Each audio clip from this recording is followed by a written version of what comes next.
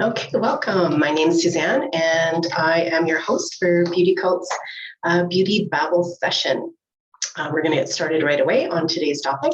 But first, just if you're new to this, we just created this not too long ago, and it's a resource and discussion on trends and the spa industry, the business, the insides and outs, and really understanding the spa culture. We'll be doing interviews with others in the future. I'm just slowly lining that all up. So as I said, this will be recorded. For future, you can look at this on our website. The links will be shared there. All right, so quick discussion today. I don't think it'll take too long today. And at the end, I will go through the questions that were sent in already, and I had a chance to look at them. So I've got a few that I can cover near the end. So what does the future hold for spa, salons, and beauty industry and the beauty services? So when you look at it, we've been through a lot in the last few years, and big question is that will we recover? And through the research I've been doing and looking, it's actually very, very promising. If we look at what's going on in the USA, they are the driver here in Canada and around the world too. If you look at other places around the world, what they are saying is that the demand is on the rise. Consumers are definitely increasing their focus, the importance of their overall well-being, and that includes their mental health and, of course, some stress relief. And they're discovering that in our industry, in the spa service world, that they can kind of get everything together in one and also take care of their body as well. One of the things that came up as well is that the demand is actually greater in tourism now. So as people are traveling, they're looking at when they travel, they're actually booking, and even if it's a business trip, they're including this part of their trip, which is great. I mean, this is part of their steps to learning more about it, and when they come home, they'll probably end up looking at it. Sometimes that's their first time trying the different services as well. And of course, personal income is a big part of it. Can they fit this into their regime and their lifestyle? Demographic trends as well is a big one. And I did take this from a global spa market, which I'm going to quote right away here. One of the things too is that we know in our hectic life, it is such a busy time, and that hasn't changed a lot. So they're definitely focused on that well-being in our service. And that's one thing, even if they're going for whatever treatment it is, they're psychologically feeling better about themselves doing it. So even if it was a waxing service, they're still going to feel good about it. And this is that mental state side of it as well. So it was the spa market growth, and they basically said there's going to be a compound annual growth of 6%. What does that mean? It's $22.08 billion from 2021 to 2025 is what they expected. Great, the rate of increase. So this is the source from a global spa market. You can always check them out because they're doing this every single year and predicting what's going on in our world of the spa and beauty industry and salons. So think of wellness as a program that people are designing themselves. Some workplaces have it already in store for their staff. Employees, it's a group benefit idea that they bring people in for massages and things like that they have. But otherwise, they also, some will even give away a little bit of part of their packaging that you are allowed to have so many of your favorite services covered as well. So looking at improving their overall wellness is a big trend that's coming up for sure, that has been happening.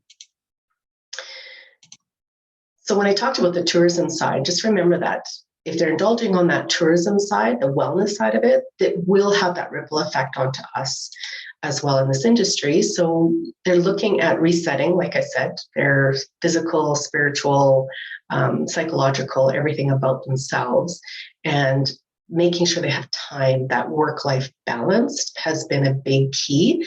I think that's one thing we can definitely thank our last few years when we were in a shutdown and people start to analyze their lives a little bit better and really dive into finding what worked for them. So when people are indulging this, just remember that this is also that effect onto us as well. So what does that mean for you in this industry? So looking at what you do for services would be a big part of how can you add in that wellness side. How can you bring in a calming place, the well-being place? Are you going to play music that you know your client likes? Are you going to change the ambiance in your room? You can do all these small things. It doesn't have to be a huge change, but really you just want to define what's going on in your place. So one of the big things is a brand facelift. Now, that doesn't mean you have to do what the big spas are doing. I'm going to talk about one in particular, what they've figured out and what they've done. So sometimes watching what the big players are doing can help you strategize a little bit better on yourself. So don't go out and change everything. Don't change your name, your logo, like all those types of things, because that's very costly. If you have the funds for it, then fine. But otherwise, you can take it a little bit smaller, and we'll talk a little bit more about that. Some of you might know the name The Red Door. It was actually Elizabeth Arden that started that back in 1910. It's been sold since then. It's under a private firm now called Mind, and they actually changed the name. And I'm going to talk a little bit about why they decided to do that. His name is Alex Basso now, he's the VP. And what he talked about and why he discovered a facelift and a brand, so he changed the name from Red Door to Mind. I'm going to read what he actually said in one of the articles that I found when I was researching for this. We're a service company focused on self-care experience rather than just the beauty company focused on external appearances. In a world where self-care is more vital than ever, it was important for us to become most authentic version of ourselves. And the most important part of that is how we make our guests feel, shifting our focus to overall well-being. Mind helps each guest discover personalized self-care that's uniquely right for them. While maintaining the core of Red Door's philosophy, caring for our guests is number one. Mind Spa and Salon represents an evolution of the original brand. A great deal of work was put into the revamping and recreating a best of the best product portfolio that are all socially responsible, environmentally friendly. So they did a big overhaul. Of course, the funds are there and they can do this, but the big takeaway on that is they've also realized that the focus needs to be the self-care and the guest experience. And that's where you come into. So you don't have to spend the big money and change your brand name and your logos and all of your paintings and or moving locations for bigger or anything. It's just really focusing on that part of it. So maybe take a look into what are some little tweaks that you can do yourself. Next one's understanding your customer. I think in our industry, most of us do that quite well, and really seeing, who they are, what are their values, who are your clientele, and customers are two different people. Clientele is coming back for services. Customers are coming through your door maybe once. That's how I kind of look at it differently. What makes you unique is another one. And how are you better than your competitors? So what sets you apart? And what are your core values of your business as well? So understanding who your customers are, who are you targeting out there to come in to become clients? And once you have your clients, are you understanding what their needs are? And the next one is clearly define objectives that serve your customers' essentials. So what that means is figuring out the satisfaction and loyalty that your clients can bring to you. If you fail in this, then unfortunately, they're going to go somewhere else, right? So you need to look at why would they stay with you, give them the educational side of this, and why you're doing what you do and why this service is good for them, the other things that you do. So bringing in that big excitement for them that they feel special and you know what they need before they take their business elsewhere. As we know, it's a very, very competitive industry. Everyone's opening up somewhere and it's changing their careers into this as well. The other side of that is focus on sales. Now, I know in this industry, we really don't like looking at the word sales, but when you're offering a service, you're doing sales. When you're picking up the phone and you're talking to your potential customer, you're finding information, you're getting their history, let's say a small consultation on the phone, that's the first step of sales. So when you look at it, I do put that in there so that you know that what you're doing, yes, you love what you're doing, you want to take care of people, but know this is a service sale industry, and that's what you're doing right now. If you want to read a book, there's a great book, How to Be a Cut Above Your Competitors. It's by Nick Demarito, I think it's Demarut. And he is actually a great book to look at and just understanding a bit more, and then how you can customize that in yourself. But what he talks about is that people are trying to build a brand, but they forget that, a good business has a brand. If you're already functioning, you're doing well, you've created a brand for yourself. So you don't have to start by creating a brand and then doing clients and producing from there. It's really looking at more than your logo, more than your menu or your paper. The websites are important, your social media, but really focus on your clients and what brand is working for them, because that's why they're coming back to you all the time. So really focus on bringing out what you're doing with the clients and give them a reason to why they're going to talk about you and your place or your place of service. And that is your brand when they do that. Now, if you have staff, or you're looking to have staff, of course, if the employees are happy, the customers follow. And it's a big part of that team building with your staffing. And that's a whole other, probably a workshop on that. If you're a solo entrepreneur, that's great. It's yourself. But if you have any staff, then you really want to make sure that you are focused on your staff understanding the bottom line of your business and the team effort of everyone doing it together. I owned a spa for over 15 years, and I had staff, and you have your core staff that come through, and then you have some part-times or that type of thing, depending how large your premise, your place is, but really focusing on the employee and what their needs are will be essential to the growth of it. And then sharing what yours are as well, as it is your business. But if you take that team together in it, then that will, unite everyone and focus on the bottom line and what the goals are. What are the strategies? How do we move forward? Listening to what they have to say and their ideas. And if it works to bring in their ideas, it boosts the morale as well. So sometimes giving your staff the input and hearing them works. And you just have to be honest and say, well, I would love to do that, but we can't afford that right now. So what are some other options we can do to make this happen, whether they're advertising or bringing in new products or whatever it may be, taking them on a team building program or something. It's just finding out what's best and what works for both of you. It's a fun balance in that one.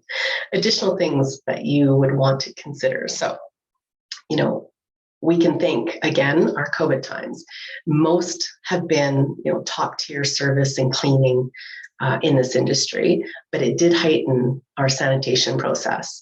It made everyone else more aware of what goes on in our industry in that treatment room, which I think is great because it set the bar higher on the cleansing side of things and cleaning. And tell your clients what they're doing, especially if they're new.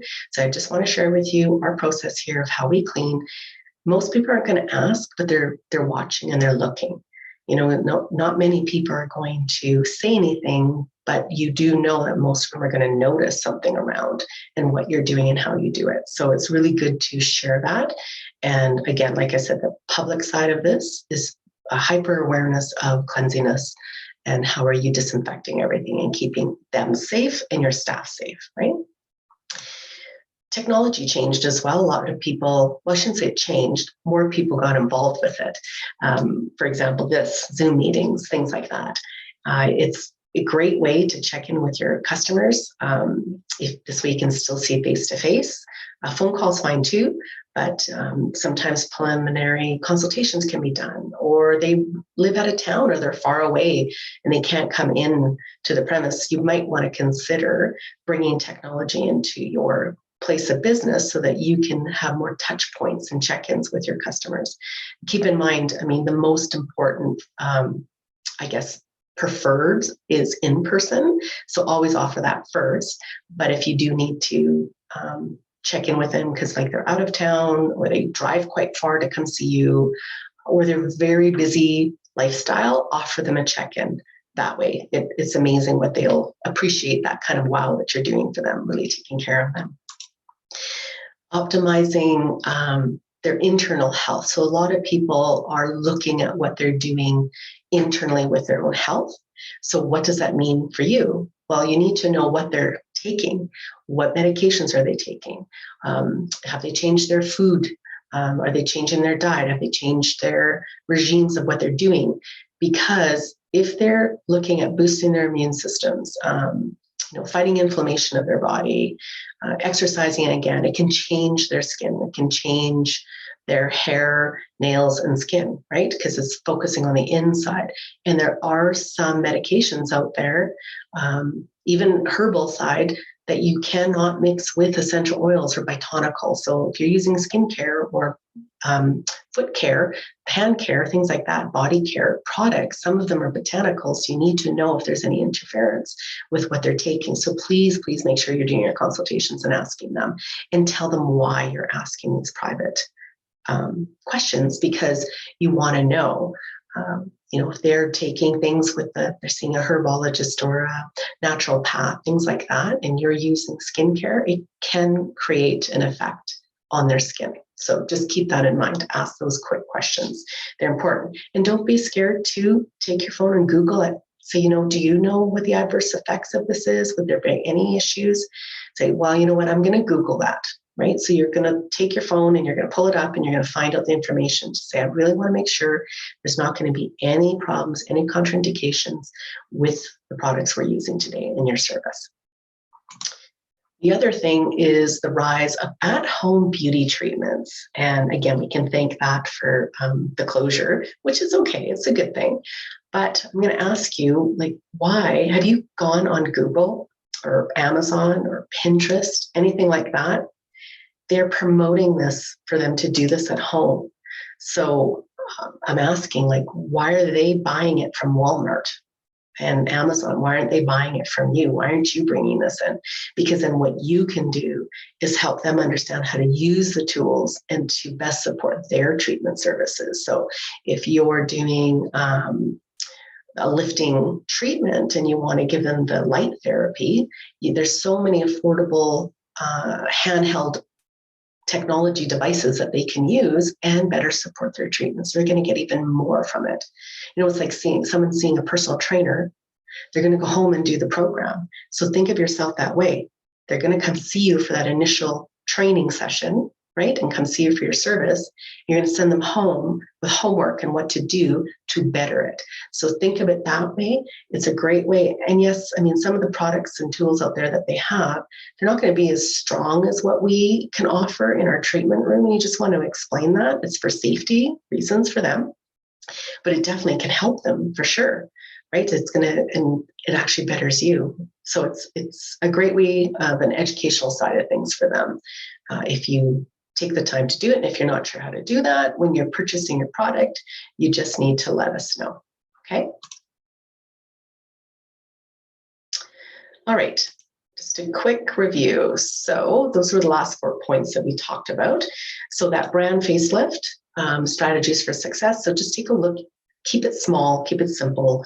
Do you have, an infrared blanket to bring in during your services? Do you want to change the music? You really want to understand your customers and clearly define objectives of what you're going to do with them. Focus on that sale that we talked about earlier. The brand is born out of doing good business. Remember that. You don't have to create your brand first. You just doing your good business creates the brand. And profits will follow if customers, employees are happy. So think of it that way too. Again, like I said, the heightened sanitation procedures, there's a free workshop online. You can see it on our website at beautycult.ca in our workshops. And you can actually just sign up for that and you can put up another little certificate saying, I took another course on keeping up with sanitation and sterilization. Showing interest that you care is really important for your customers and clients to know that. Do check-ins. Have you scheduled that, or do you just do a facial and send them on their way? Do you follow up with them and see? I know there's a lot to do, but it's important. It doesn't take long to set it in your time and in your schedule to do it. If you have staff, that's a great way to have them involved with it too, and they can assist with that. And optimizing, understanding the client's internal health side of things and what they're doing. Again, no matter what service, dermaplaning, microdermabrasion, facials, pedicures, waxing, it doesn't matter. You need to ask those questions to see if there's going to be any problems at all, any contraindications. And when in doubt, you don't do it. Tell them why. Right? So you know what, I really don't want to try this, or we could just try, you could do a test on them and say, let's try that. That's why the consultation is important before they come in for the treatment as well. That's important because then you can talk to them then. And if you have online booking systems, you can actually upload a lot of your forms right there too. If you haven't been doing that, just check out on your help side of things, and they should have it on there. Usually there's a contact number that someone in support can help you with that. You can get your forms up, and then you can take a look at that too. So if you do need to schedule a phone call to discuss, then that's probably the best way. And it saves everyone trouble. I mean, you don't want to disappoint them when they come in through the door and then you say, well, I can't do this today. So try to find a way to beat that so that they can actually see that you're caring about the service, about them, and not just the end result of the dollar coming in your door. And then that rise of at-home beauty treatments. What are some things you can maybe offer your customers as a retail to send home and have them work on it? So you set the program for them. Like I said, think of it like a personal trainer. Personal trainer has a person meet with them maybe once a week, maybe 3 times a week in person. They're coming in for that session, and then they're going home and they have homework to follow. So keep that in mind. That's a great way to bring that approach to it. Yeah, so that is our discussion for today. If you want to see the recording, it'll be up. You just got to give us some time to see it again. It'll be eventually a whole list of them that you can go back and see all of the presentations that we bring forward. And I do appreciate the questions that come in. We're going to cover that right away at the end here, and the topic ideas that are coming through. Thank you so much. I appreciate that. We will be running this every Wednesday, the first of the month, the first Wednesday of every month. And I just wanted to present to you too something new, because a lot of the questions that people have been asking is about their business and how to grow. So we're excited that this summer we've been working on this. I've been working on this for you. I've been hearing what you're asking. And so is Tara. We've heard the questions and the challenges and what to do. So we've created a Beauty Biz Summer Boot Camp, and these are the topics with it. So what we're going to cover, now you can do these separately if you'd like, but part of the Beauty Biz Summer Boot Camp program, with this business training, you actually get free mentorship as well. So if you're looking for more detail on that, that's going to come. I just wanted to present it here. So it's the startup. So even if you're in business, maybe there's some things you've missed and didn't know about, or how to better organize that. The ins and outs of solopreneurs. We have a lot of people who are self-employed, doing their own thing on the side, or trying to build that business so they can get out of their other day-to-day job and they want to do this full-time. Where does all the money go? Like, you're not understanding, like, money's coming in, but you're not seeing how is it disappearing, and how come I don't have money at the end to buy more retail product or to buy this new machine that's coming through. So we sit down and go through everything. The wow factor is a big one. What sets your place apart and how to make it bigger and better. And when they think of a place that they want to come to, they want to come to you. And growing your salon spa business, and then build your books. So how do you build up yourself so you have clientele coming through the door?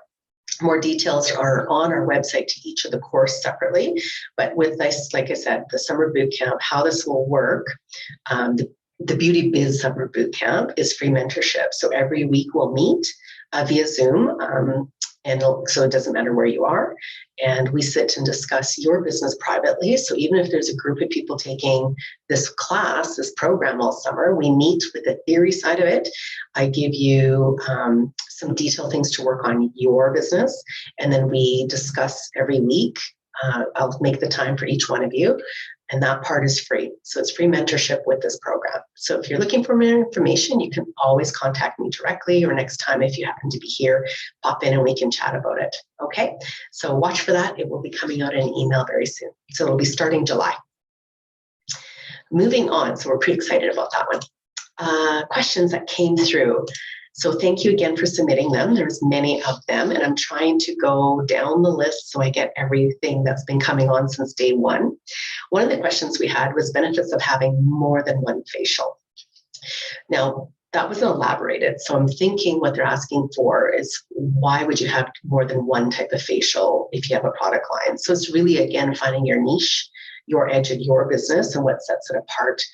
And it can be very beneficial because it's not only one type of facial. It depends what your strategies are. What are your goals?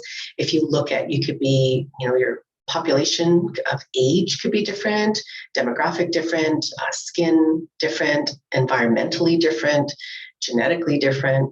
There's different people, like every 30-year-old does not have the same skin. So you need to maybe customize or change the name.